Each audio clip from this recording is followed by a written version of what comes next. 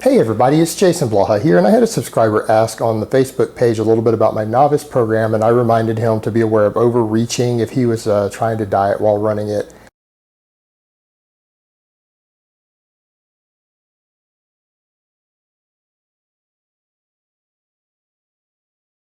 And he brought up a great question, and I'm going to answer this again. It's been a little while since I've covered this, but it's a very important topic, and that's looking for the signs of chronic overreaching, like what you need to look for and to know that you need to do a deload. Because remember, chronic overreaching leads to overtraining. And when you see some of the YouTubers out there who say silly things like, there's no such thing as overtraining, I'm sorry, they're full of shit. That's been scientifically disproven. Every top coach in the world who works with professional athletes around the world knows this.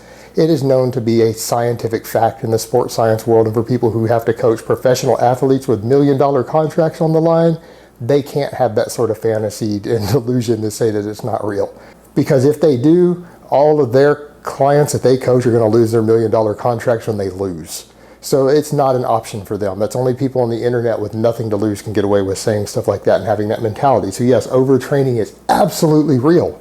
Now, the signs of chronic overreaching, the first things that I personally watch for are going to be bar speed slowing down. Meaning if you can normally lift on an exercise 300 pounds for 5 reps really fast, and maybe the 6th or 7th rep starts to slow a little bit, and you get to the 3rd or 4th rep and you can't move the bar as fast anymore. Meaning you might still get your 5 reps or your 6 reps, but the bar speed starts slowing down.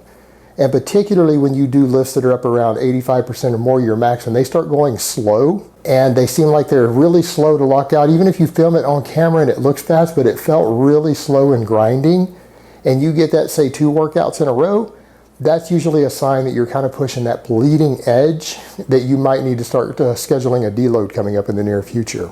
The other big one that you start watching for is sore connective tissue, like the tendons in your triceps down here, right where they come into the elbow, they start to get sore. Maybe your lower bicep insertion starts to get sore. You start getting maybe along your IT band, along the edge of your thigh. You just start getting connective tissue and tendons that start getting irritated and sore regularly, and it's happening for a week or more. You're right at that edge. You're starting to overreach at that point.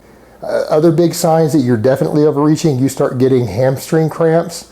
Lower back cramps are a big one. Lower back cramps when you're outside of the gym. You're laying down at night after training and you try to rest and your lower back starts cramping up.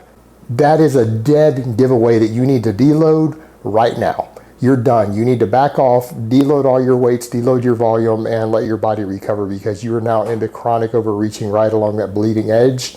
It's time to call it quits. The other things to look for are going to be elevated resting heart rate and elevated blood pressure. Those are also, again, dead giveaways, particularly if you're starting to get irritable and stuff with it also. Again, your body has had all it's going to be able to take. You are definitely well into overreaching. It's time to go ahead and deload, recover from that overreaching, and grow and adapt as a result of it during that recovery time.